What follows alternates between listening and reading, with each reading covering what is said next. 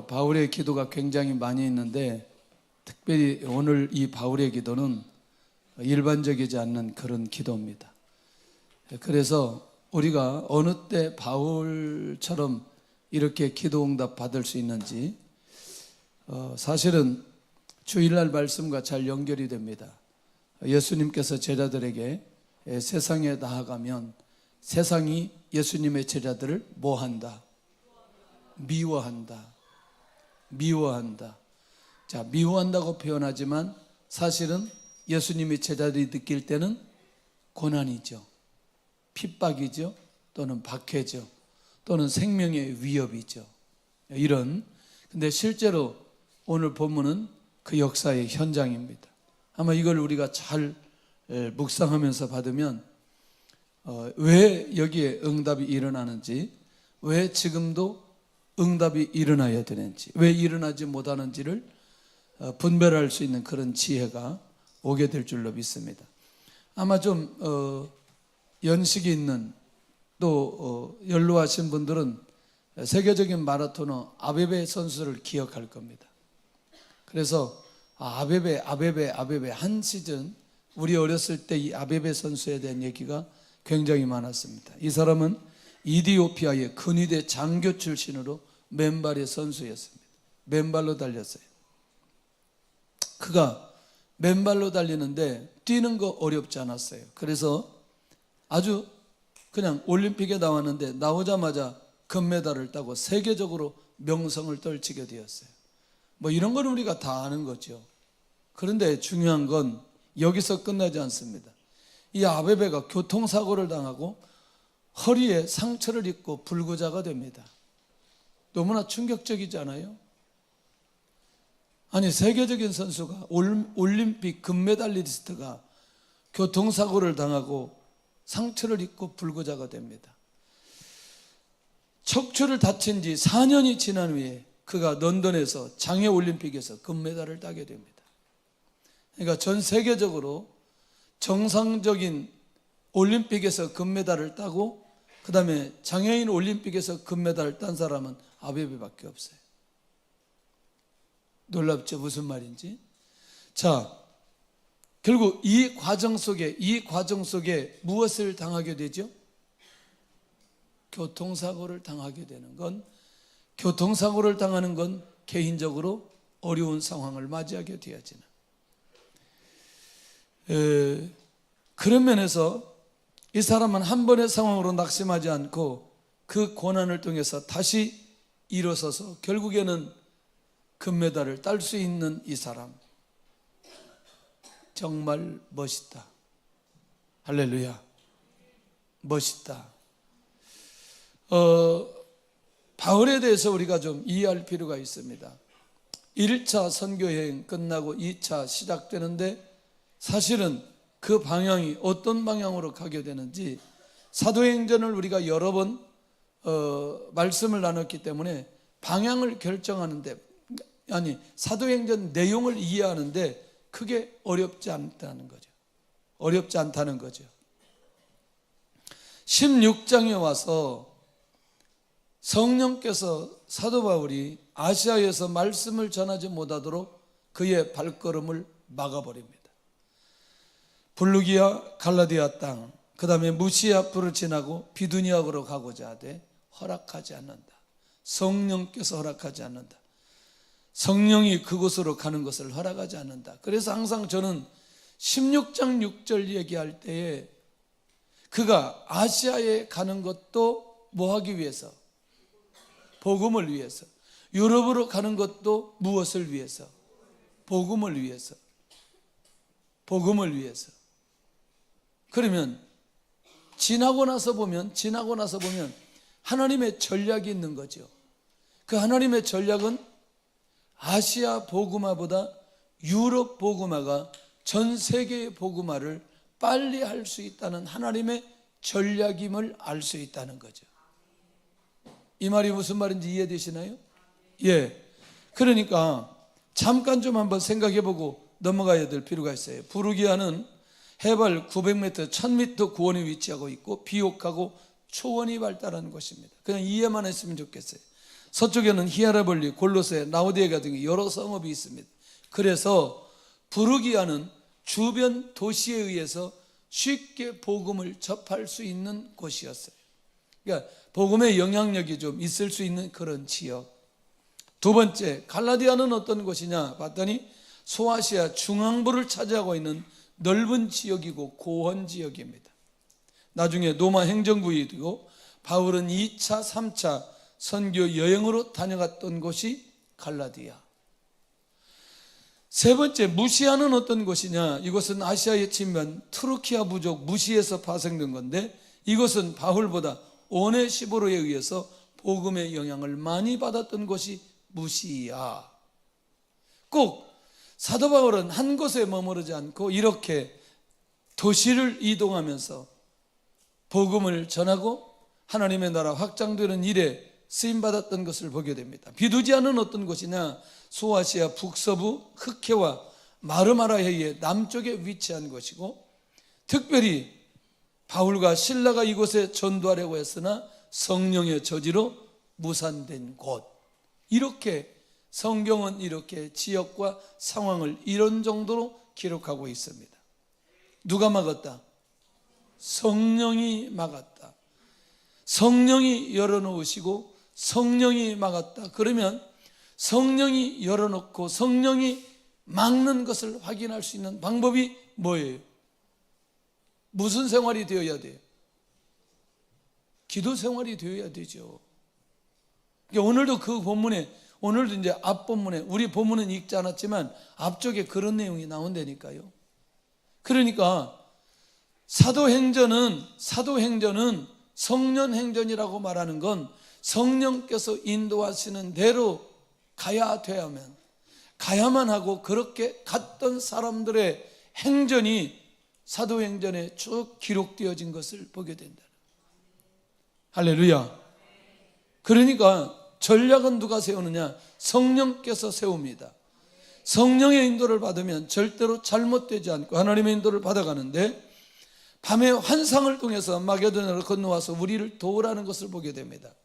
바울의 선교 방향을 환상을 통해서 알려주십니다. 아까 비두니아로 가는 것은 막기는 막았는데 어디로 가야 될지 방향을 정하지 못하고 있을 때 마게도냐 사람이 환상 가운데 우리에게 오라고 손짓하는 그것을 보고 결정하게 됩니다. 결국 뭐냐?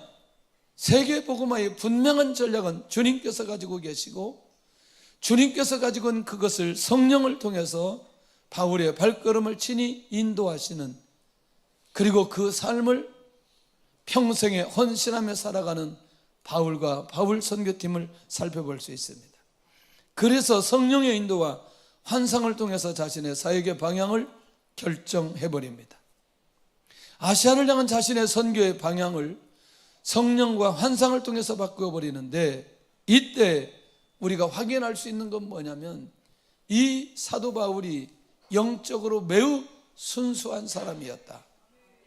영적으로 깨어있는 사람이었고 영적인 분별력이 있는 사람이었고, 지금은 나는 아시아로 가고 싶지만 성령께서 그것을 막았을 때 자기의 의지를 내려놓고 순종의 자리로 가버리는 바울의 모습을 발견할 수 있다는 거죠.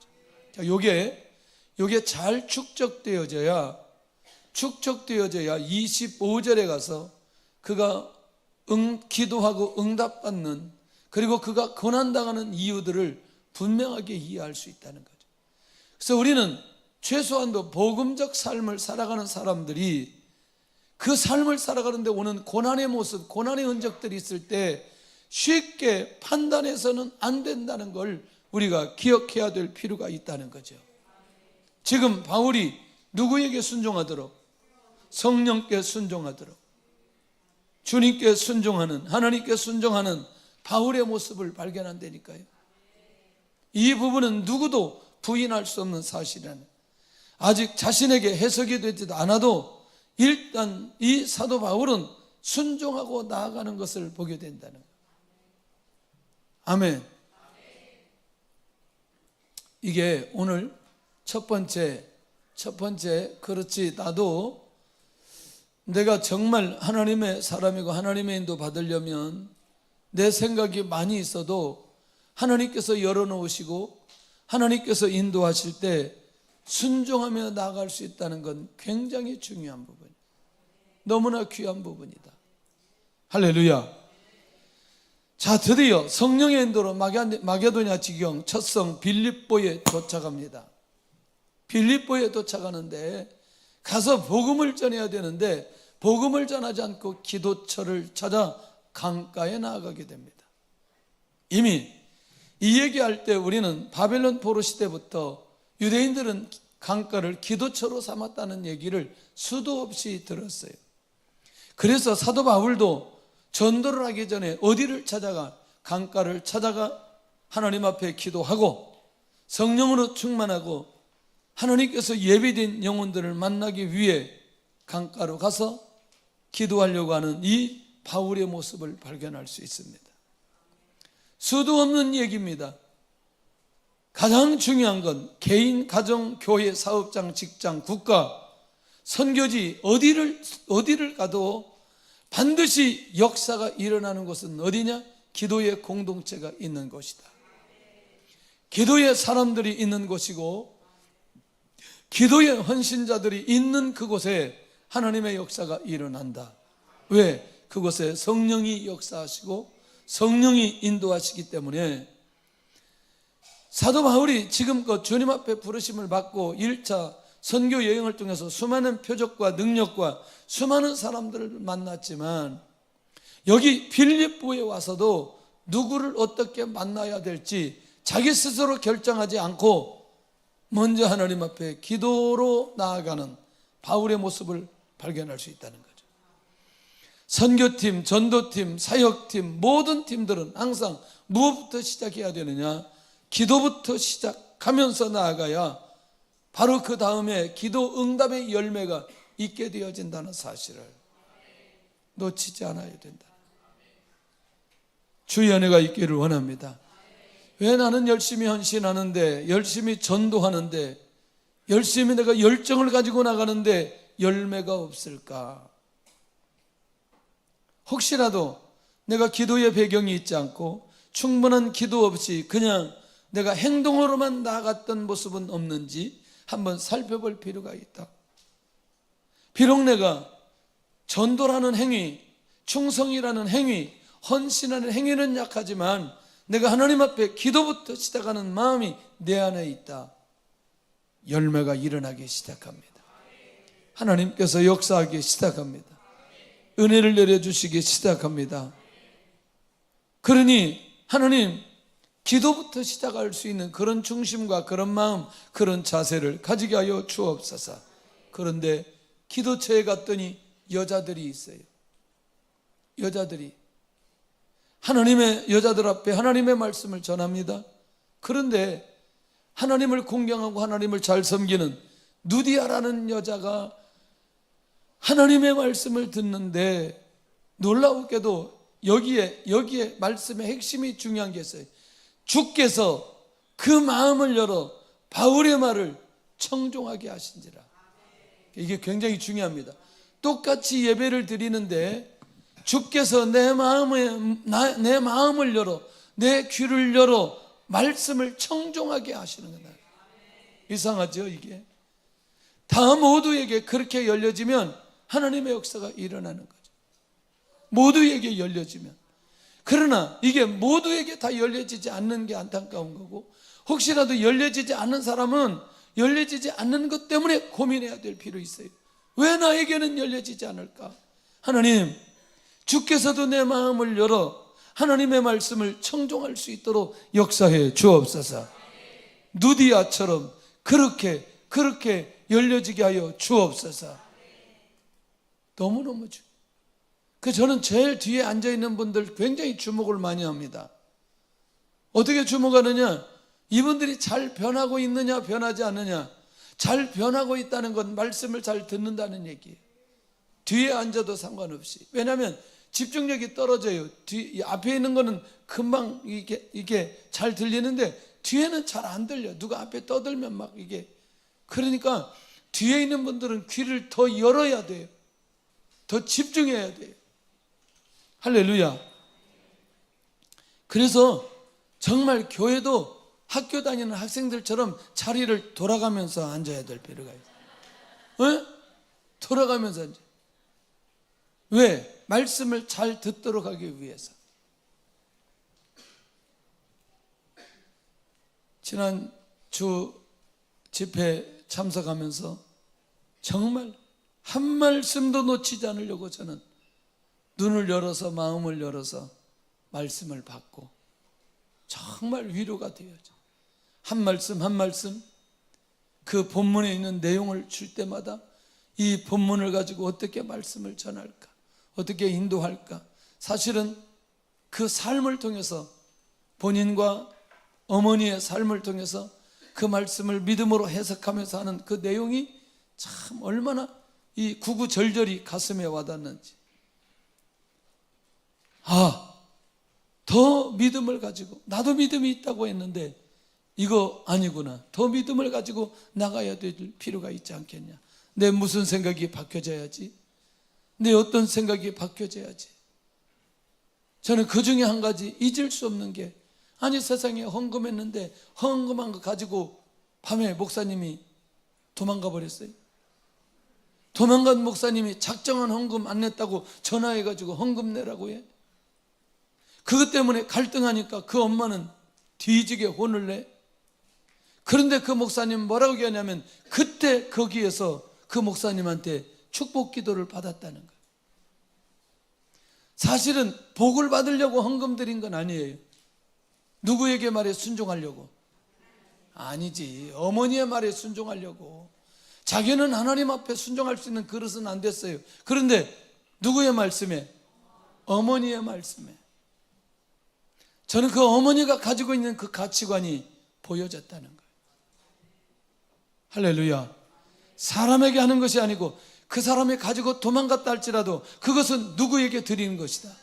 하나님에게 드리는 것이다. 이게 믿음의 행위 중에 한 부분이었다는 거예요. 저는 그게 들리는 거예요. 들려지는 거예요. 살아보니까 그게 들려지는 거예요. 자, 이렇게 성령의 인도 따라 빌립보에 갔는데 누디아를 준비해 놓으시고 그가 바울의 말을 청종하게 만듭니다. 한 지역의 복음화를 위하여 반드시 사명자를 준비하신 주님. 이미 바울이 오기 전에 빌립보에 이 사람을 준비시켜 놓으시고 그를 그 어디에 강가에서 만나도록 역사해 주신다. 그런데 뭔가 소통을 해야 되는데 소통의 방법은 딱 한 가지였어요. 하나님의 말씀이었어요. 하나님의 말씀이 그가 사명자인지 아닌지 분별할 수 있는 신호였다는 거예요. 얼마나 중요한지. 그냥 성령의 인도 따라 이렇게 왔어요. 루디아는 바울 일행의 은혜를 받고 나서 이제 다 정리했어요. 루디아가. 그리고 바울 일행의 주거 문제를 해결하는. 그러니까 빌립보 구원에서 준비시킨 사람인데 나를 주 믿는 자로 알거든 우리 집에 와서 유하라는 거예요. 우리 집에 와서 살으라는 거예요. 여기 있는 동안에 우리 집에서 거주하면서 복음 전하라는 거예요. 처음 만났는데 어떻게 이런 제의를 할 수 있을까? 이런 제의를 할 수 있을까? 네. 요즘에는 우리 집에 누가 올까 봐 걱정이에요. 왜 그래요? 왜 그래요? 잘 치워놓지 않아가지고. 오늘 갑자기 가면은 갑자기 우리 집안의 내장이 다 드러날까 봐. 그게 정말 제가 하고 싶은 신방이 있어요. 그냥 집에 가면서 집에 신방 갑니다. 지금 집 앞입니다. 이 말을 나는 하면서 신방하고 싶어요. 아마 그런 날이 7월 달에 올 줄로 믿고. 나는 그걸 좀 보고 싶어요. 아니 왜 신방하면 너무나 깨끗하게 정리되어 있어가지고 뭐 무슨 거기서 뭐 그냥 앉아서 예배드리기도 힘들어. 너무나 깨끗해가지고. 어떻게 집들을 다 그렇게 해놨어요? 본래 그렇지 않으면서도 왜 그렇게 깨끗하게 해놔? 그래서 불시에 신방하는 게 훨씬 더 좋아요. 어지러진 거 다 보고 같이 치우면서 그 다음에 신방하고 얼마나 좋아 이게. 너무나 인간적이잖아요. 남자 집사님들 어지러진 거 사진 찍어서 나한테 좀 보내주세요. 평상시도 그렇게 깨끗하게 해놨지. 자, 일단 결국 이렇게 루디아가 이 선교팀을 자기 집에 머물러 가는 것은 하나님께서 이 빌립보 사역을 위해 준비시킨 사람과 가정임을 알 수 있습니다. 사실은 이게 이제 빌립보 지역에서 일어나는 첫 번째 사역이에요. 오늘 본문에는 두 번째, 세 번째 사역이에요.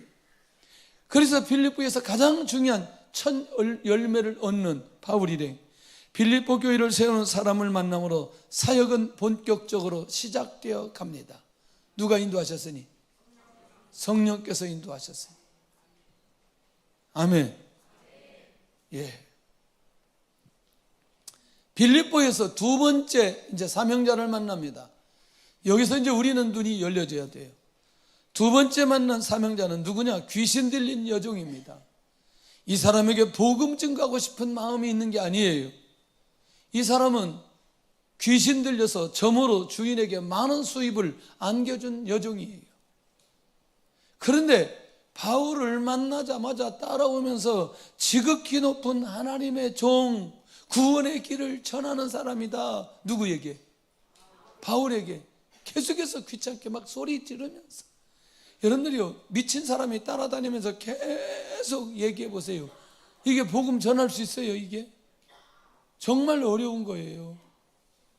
그것도 미친 것이. 계속해서 따라다니면서, 알기는 너무너무 잘하는데 여러 날을 따라다니며 바울의 사역에 장애물이 됩니다. 귀신 들린 여종을 바라보는 바울은 심히 본문에 괴로워한다고 얘기합니다. 괴로워한다고. 어떤 열매가 있었는지 더 이상은 기록되지 않았지만 이 여인, 귀신 들린 여종이 두 번째 사명자로 등장되는데, 사역에 방해가 된 여종을 예수님의 이름으로 귀신을 떠나가게 해버린 거예요. 귀신을 치유해버렸어요. 귀신을 치유하니까 뭐가 문제가 생겼어요? 귀신이 떠나가니까 점을 하지 못해요. 점을 치지 못해요. 왜? 귀신이 들어가야 점을 치는데. 그냥 더 이상 방해는 하지 않는데 문제는 누가 심각한 손해를 보고 해요? 주인이. 결국 복음의 방해물이 되어버린 사람이 복음의 표적의 대상이 되어버렸다는 거예요. 놀라운 거죠. 할렐루야. 그게 이제 우리 눈이 열려야 된다는 거죠. 이 사람이 더 이상, 이 사람 때문에 복음을 증가하기가 너무나 어렵다. 이건 정말 내가 감당하기에는 너무나 힘들고 어려운 거다. 그런데 놀랍게도 그 사람이 복음의 증인, 복음의 표적, 복음의 산 증인이 되어버리는 사람으로 바뀌어져 버리는, 여종의 주인이 큰 낙심과 실망에 빠져버리게 되고 귀신에서 점을 치는 사람을 치유해버린 결과 주인에게는 아무런 유익이 되지 못함을 알게 되어진 거죠. 뭐가 오는데? 그대로 놔두면 뭐가 오는데? 돈이 오는데. 돈이 오는데. 와. 그 영화 배우 이름이 뭐더라? 난 잘. 그 사람 있잖아요. 좋은 일 많이 하는 사람. 그럼 사역자들은 빨리 이름이 나오더라고. 얼굴 새까맣고. 덴젤 워싱턴. 역시 이마가 벗어져서.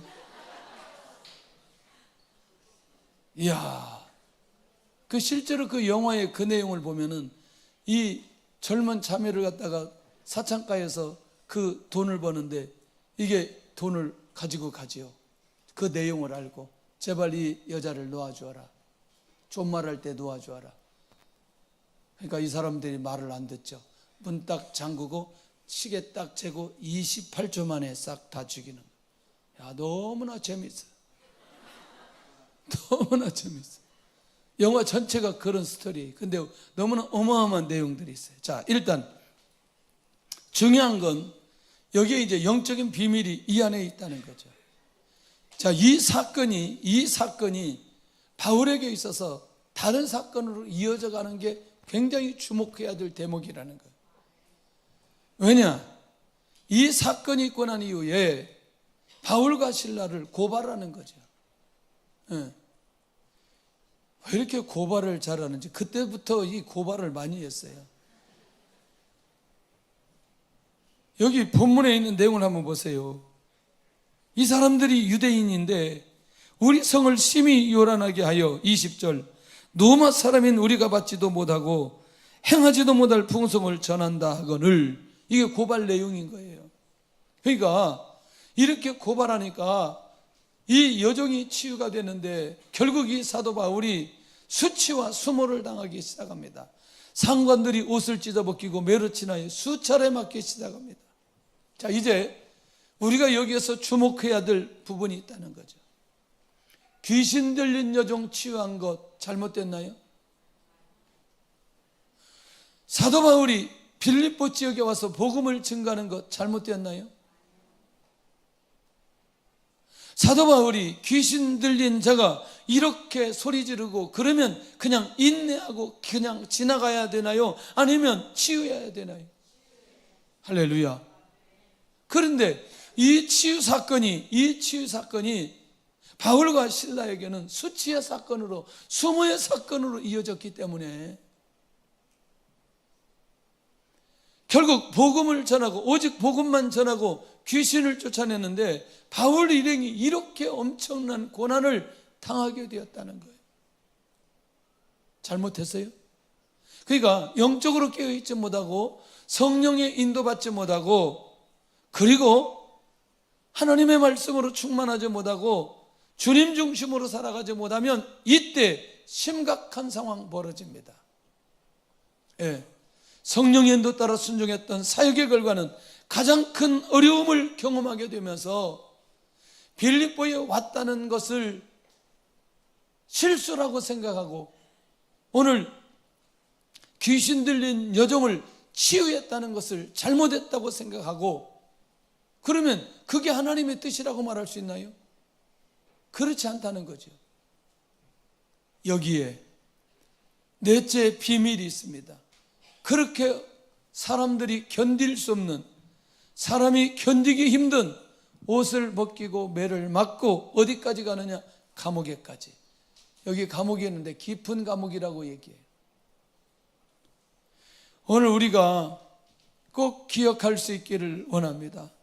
기도하고 진행되어지고 성령의 인도 따라 순종하고 하나님 앞에 헌신하고 내가 희생하면서 왔던 그 결과는 절대로 잘못된 게 아니라는 걸 기억해야 될 필요가 있다는 거예요. 지금은 답을 낼 수 없지만 시간이 지나고 나서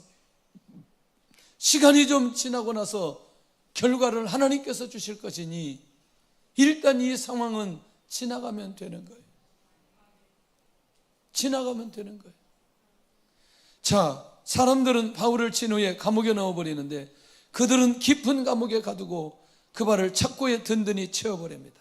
원망, 불평, 불신앙, 상처, 아픔으로 고통당해야 하는 바울 일행입니다. 얼마나 아프겠어요? 얼마나 수치스럽겠어요? 얼마나 고통스럽겠어요?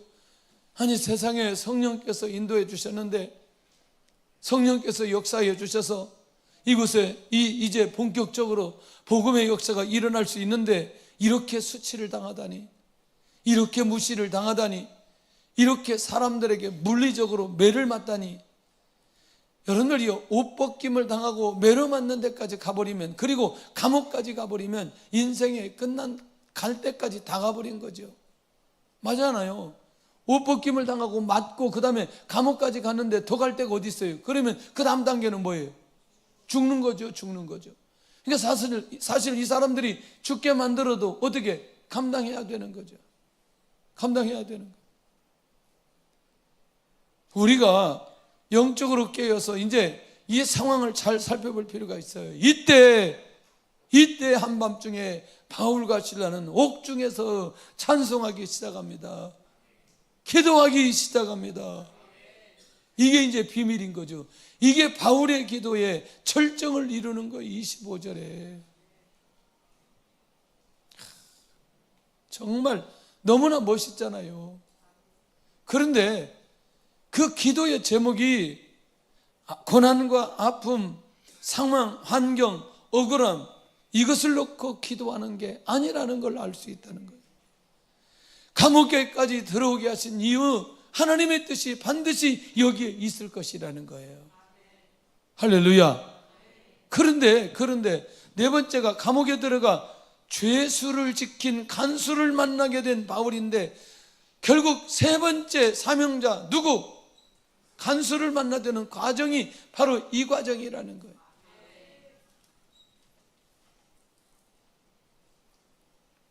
이런 설교 안 들으면요, 이런 얘기 안 들리면 약간의 어려움만 생겨도 금방 힘들어진다니까. 금방 힘들어진다니까. 이게 왜냐하면 나 지금 헌신했는데, 나 충성했는데, 이거 어떻게 정리를 해야 돼? 어떻게 정리를? 예? 그러니까 참 이게 이런 상황이 올 때 여러분들 사람의 힘으로 해결하지 안 되는 게 그게 뭐냐면 질병이거든요. 질병이 왔을 때 하나님 앞에 헌신하고 충성했는데 질병이 오는 거죠. 질병이 감당이 안 되는 거죠. 그럼 잘못해서 질병이 왔나요? 문제가 생겨서 질병이 왔나요? 그럼 저같이 그렇게 1년 한 4개월 동안에 폐병이 왔는데, 그러면 이게 제가 선교에 잘못 결정하고 잘못 판단해서 그렇게 와서 제가 그러면 병에 걸렸나요? 그 문제는 뭐냐면 여기 하나님의 뜻을 알도록 하는 게 너무너무 중요한 거예요. 나중에 지나고 깨달았어요. 교회 전체가 하나가 되지 않으니까 하나님께서 저를 딱 다뤄져 버리신 거죠. 이거 아니 같이 간 사람도 하나가 안 되지, 거기서 나온 사람들도 하나가 되지 않지, 전부 다 개인주의고 자기중심적이고 모아지지도 않고, 겉으로는 모아지는 것 같은데 내용적으로 보면 그렇지도 않고, 뭐 이게 사람이 하나 오면은 이게 홈스테이 하려고 보면 양보하고 그래야 되는데 한 사람이라도 더 하려고 막 하고 욕심만 차리고, 선교하러 왔는데 욕심은 더 차리고. 와, 제가 딱 아프고 나서 하나가 되었다고 여러 번 얘기했어요. 그리고 제 개인적으로는 하나님의 능력과 은혜를 더 경험하게 만들어 주시고, 사명 따라 개혁 있도록 역사해 주시고, 다시 바울과 실라가 여기 우리를 들어오게 하신 하나님의 이유는, 우리가 무엇 때문에 여기 왔는데, 무엇 때문에 빌립보에 왔는데? 복음 때문에 왔어요. 누가 오게 했는데? 성령께서 오게 했는데, 여기에 하나님의 뜻이 무엇인지 알게 하여 주옵소서. 이게 이제 바울과 실라가 옥중에서 기도하는 거예요. 옥중에서 기도하는 거예요. 자신의 발걸음에는 반드시 복음의 확장이 일어나는 사역인데, 지금 우리는 감옥에 들어있는 이 상황, 이 엄청난 성령의 인도와 사역 속에 하나님의 뜻을 구하는 바울과 실라의 이 기도, 한 번도 원망이나 불평으로 불신앙으로 가지 않는 바울의 기도를 발견할 수 있다는 거죠. 이때 응답이 일어나기 시작합니다.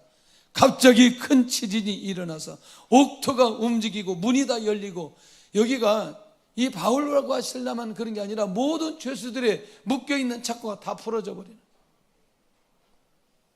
어찌 이런 일이 일어날 수 있어요? 그러니까 여러분들, 복음의 역사가 일어나야 되는 현장에는 모든 사람들이 알 수 있도록 표적이 일어나게 되어져 있다. 할렐루야. 이게 만약에 사업이나 직장을 통해서, 아니면 우리의 리더십을 주기 위해서, 어떤 문제를 해결하도록 하기 위해서, 어떤 사건 속에서 하나님의 역사가 일어나도록 하기 위해서 하나님께서 기가 막힌 방법으로 이 눈이 열린 사람에게 역사가 일어날 수 있다. 할렐루야. 그건 모두 다 무엇과 연결되어야 되느냐? 하나님의 영광과 연결되어야 되고, 그것이 모두 다 복음과 연결되어졌을 때에 진짜 중요한 표적이 이 안에 일어날 수 있다는 사실이 너무너무 중요하다는. 하나님 우리에게도 이런 눈이 열려지게 하여 주옵시고, 그러니까 다시 뭐냐면, 하나님 우리가 묶여 있습니다. 우리가 매맞았습니다. 우리가 수치를 당했습니다. 우리를 회복시켜 주시고 역사에 주옵소서. 이게 아니고 하나님의 뜻을 알게 해주셔서 정말 이 가운데 하나님의 뜻은 뭐지요? 그렇지, 우리를 여기다 집어넣고 구원해야 될 사람이 있다면 구원의 역사가 일어나는 하나님의 뜻이 나타나게 주옵소서 라고 할 때에 그게 진짜 기도의 응답이고, 그리고 그들의 신분도 나중에 회복된단 말이에요. 조금 있다가. 아니 노마 유대인인 줄 알고 지금 그렇다가 우리도 사도 바울이 노마 시민권 딱 꺼내니까 이 사람들이 난리가 나는 거죠. 근데 그전까지는 절대로 꺼내지 않아요. 왜? 하나님의 뜻을 나타낼 때까지. 하나님의 뜻이 뭔데? 그렇지, 이 감옥에 왔는데 누구를 만나서 영혼이 구원되는 그때까지 기다리는 거예요. 지금 그걸 내면 안 되는 거죠. 나의 권을 쓰면 안 되는 거예요. 왜? 아직 하나님의 뜻이 나타나지 않았으니. 이해되시나요? 이 말이 이해되시나요? 그러니 이 응답은 반드시 일어나야 되는 거예요. 누가 돌아오도록 하기 위해서? 간수가 돌아오기 위해서. 그래서 하나님께서 역사가 일어나는 기도와 역사가 일어나지 않는 기도가 우리가 이 시대에 구분할 수 있어야 된다는 거예요. 모든 사람의 매인 것이 다 벗어지는 기적이 일어나게 되는데, 이 놀라운 표적으로 인해 가장 변화가 심하게 일어난 사람이 누구냐? 죄수들이 도망간 줄 알고 칼을 빼어 자결하려고 하는 시도가 일어납니다. 누구? 간수. 바울의 눈에 가장 먼저 그 간수가 들어오고 그의 행동을 중단시킵니다. 우리가 도망가지 않고 여기 있다는 거예요. 여기 있다는 거예요. 눈에 들은 거죠. 이제 딱 바울의 눈에 딱 들었어요. 바울이요, 영적으로 예민하거든요. 누가 구원받아야 될지, 누가 회복시켜야 될지, 누가 하나님 앞에 하나님의 자녀 되어야 될지, 누가 이 빌립보를 일으킬 수 있는 사명자인지 정확하게 보고 있다는 거예요. 이게 비밀인 거죠. 그러니까 이미 무엇을 통해서, 이 표적이 목적이 아니라 이 표적을 통해서 한 사람이 준비되고 준비된 그 사람이 어떤 반응으로 가는지가 너무나 중요하다. 우리가 도망하지 않았다고 안심을 지키면서 이들에게 엎드려 절하게 됩니다. 아니 이상하지 않아요? 아니 아까 낮에 옷 벗기고 때리고 막 온갖 수치 수모 다 주워놓고는 지금 이제 그들을 지키는, 이게 지금 간수가 지금은 뭐죠? 이들 앞에 엎드려가지고 지금, 와, 이런 상황을 누가 만드시냐고요. 그러니 이 간수는 하나님께서 예비하신 사명자라는 거예요. 그런데 사도 바울의 일행이 어디에 오지 않으면, 그렇지, 이 사람은 간수이기 때문에 밖에 돌아다니는 사람이 아닌 거죠. 어디에 들어와야만, 감옥에 들어와야만 만날 수 있는 사람인 거죠. 그런데 감옥에 들어왔는데 복음을 전한다고 해서 이 사람이 쉽게 받을 수 있는 사람은 아니란 말이죠. 그러니 이 놀라운 기도와 응답을 통해서, 표적을 통해서 결국 사도 바울 일행이 누구인지 알게 하시고, 그리고 그 안에 엎드려져서 자기 영혼에 대해서 고민하게 만들어버리는 이 상황까지 가게 해 주신다는 거죠. 그러면 바울의 기도에 어떤 응답의 역사가 일어나느냐? 가장 먼저 옥토가 움직이고 옥문이 열리는 응답. 간수가 가장 먼저 반응하며 자신의 생명을 끊으려고 하고, 한 번도 일어나지 않았던 표적이 일어난 이 감옥. 자, 여호와의 뜻을 묻는 역사 현장에 표적을 보여주셨고, 간수는 가장 먼저 자신이 어떻게 해야 된다고 묻느냐? 드디어 내가 어떻게 하여야 구원을 받으리까? 아멘을 그렇게 안 하면 안 되지 않아요? 내가 어떻게 하여야 구원을 받으리까? 어찌 이 고백을 하게 되는가? 그러니까 이게 이제 오늘 말씀의 전체 중요한 핵심 포인트거든요. 근데 이거 안 들려버리면 오늘 다 아무리 앞에 다 들었어도 아무런 의미가 없어요. 그러니까 빌립보에 온 목적, 귀신 들린 여종 치유한 목적, 그 다음에 수치당하고 수모당하고 매맞은 목적, 그 다음에 감옥에 온 목적, 감옥에서 찬양하고 기도한 목적, 오늘 이 간수 하나가 내가 어떻게 해야 구원을 받으리이까? 이거 하나 때문이라는 거예요. 이거 하나 때문이라는 거예요. 만약에 오늘 이게 보여진다면, 오늘 이게 느껴진다면 우리 어떤 기도해야 되느냐? 이 사건과 이 상황 속에서 하나님, 한 영혼이 구원받아야 될 일이 있다면 반드시 응답하시고 역사해 주옵소서. 이 기도할 수 있다는 거죠. 이 기도할 수 있다는 거예요.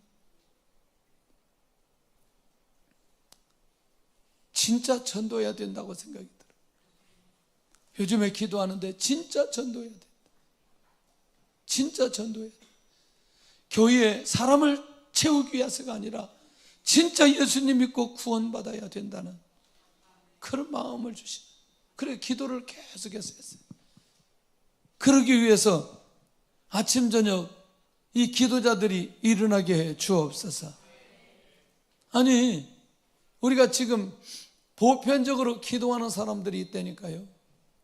그런데 더 깨어서 기도해야 될 분들이 깨어나지를 않는다는,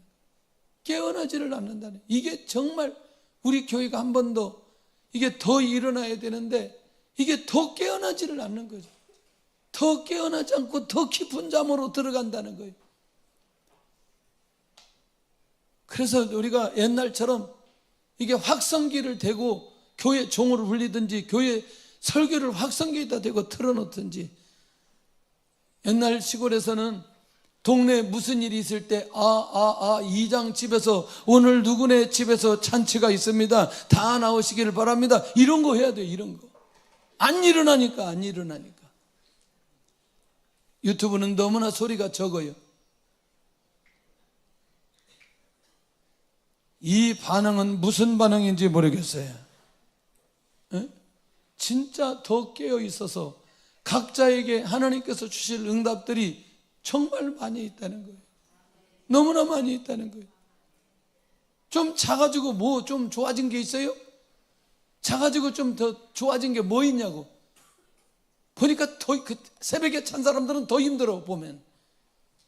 에? 저녁에 안 나온 사람은 더 힘들어 보여. 막 피곤해가지고. 할렐루야. 아침 저녁으로 나온 사람은 이렇게 멀쩡해요. 에? 나처럼 멀쩡해. 할렐루야.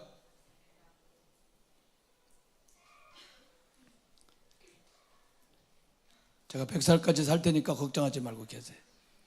내가 다 지켜보고 싶어요. 그분은 기도했는데 나중에 본인과 자녀들과 후손과 손주, 손녀들 그 밑에까지 어떻게 되는지 난 정말 알고 싶어요. 너무너무 알고 싶어. 너무너무. 얘들은 이렇게 금요일날 나와가지고 비록 앞에서 졸고 자빠져 있지만 그래도 이들 인생이 어떻게 될 건지 난 너무나 궁금해. 오래 살아야 되고 정말 오래 살고 싶어. 이거 알고 싶어서. 알고 싶어서. 오늘 마음속에 우리 가브리엘을 막 축복하고 싶은데, 또 그 축복하고 싶은 사람들 중에 이 청년부로 올라갔는데 그 후배들을 위해서 다 그 자리에 앉아서 같이 찬양하는 모습들이 얼마나 귀해. 그 마음이 너무나 선하잖아요. 막 하나님께서 막 쏟아 부어주는 그런 마음이 막 들어요. 내가 나이가 몇 살인데 내가 말이야, 나 학교 다 고등학교 졸업했는데 내가 대학 청년부에 가서 내가 그쪽에 가서 해야 되는데, 그런 것도 있지만 그 자리 지키면서 함께하면서 찬양하는 게 얼마나 귀해요. 이런 마음들이. 우리 월화목 예배팀, 수요일날 우리 어린이 찬양팀.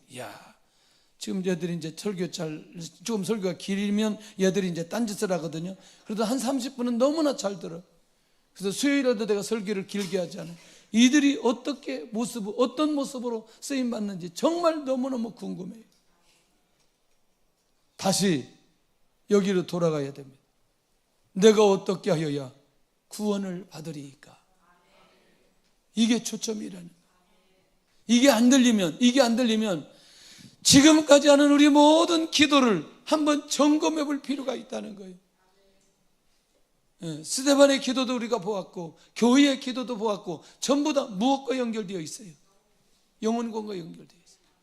자, 베드로 죽이려고 합니다. 베드로 아직 살아있어야 복음을 더 전할 수 있어요. 맞아요? 예. 스데반이 복음을 전하다가 돌에 맞아 죽습니다. 그 현장에 누가 있어요? 사울이 있어요.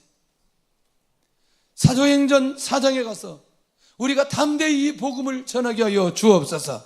모인 것이 진동하고 하나님의 말씀을 담대히 전하는 증거를 그들에게 주십니다. 이게 사도행전에 일어나는 기도의 제목과 응답들이에요. 주의 은혜가 있기를 원합니다. 할렐루야. 결국 자신의 영혼의 문제를 바울에게 질문하는 이 간수의 모습, 이게 진짜 기도하고 기도의 결과로 응답으로 이어지는, 바울 일행을 감옥에 보내신 이유는 바로 감옥에 누가 있느냐? 사명자가 있다는 거예요. 그 사람을 찾기 위해서. 그 이제 답은 다 나온 거잖아요. 하나님, 나의 기도 때문에, 나의 응답 때문에 하나님께서 예비된 사람을 찾게 하여 주옵소서. 와, 얼마나 멋있는지. 드디어 간수의 열린, 마음이 열린 상황에 있는 바울은 뭐라고 말하느냐? 주 예수를 믿어라. 그리하면 너와 내 집이 구원을 받으리라. 전 세계적인 메시지를 이 간수에게 선포해 버립니다. 와, 주 예수를 믿어라. 그리하면 너와 내 집이 구원을 받으리라. 여기 엄마 아빠 신앙생활 안 하는 사람 손 들어봐. 할아버지 할머니 신앙생활 안 하는 사람 손 들어. 할머니 할아버지 손 들어봐. 높이 들어. 이번 그 추석 때 가가지고 할머니 집에 가가지고 가자마자부터 선포해요. 뭐라고 선포하느냐? 할머니, 오늘 저는 아침부터 금식입니다. 할머니가 예수님 믿을 때까지 내가 금식합니다. 여기도 손 들어.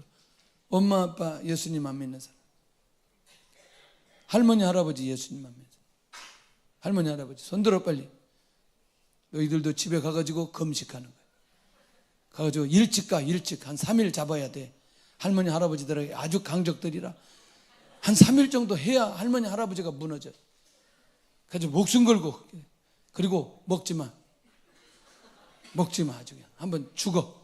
그러면 할머니 할아버지가 놀래가지고 예수님 믿겠다고 결단을 해. 이번 추석 때 다 간증을 가지고 왔으면 좋겠다. 할렐루야. 다시 손 들어. 둘, 등 들어. 또 아까 들은 사람 손 들어. 빨리 들어, 빨리. 너는 두 형제니까 둘이 하면 훨씬 더 낫잖아. 마음을 모아야 돼, 형제들이.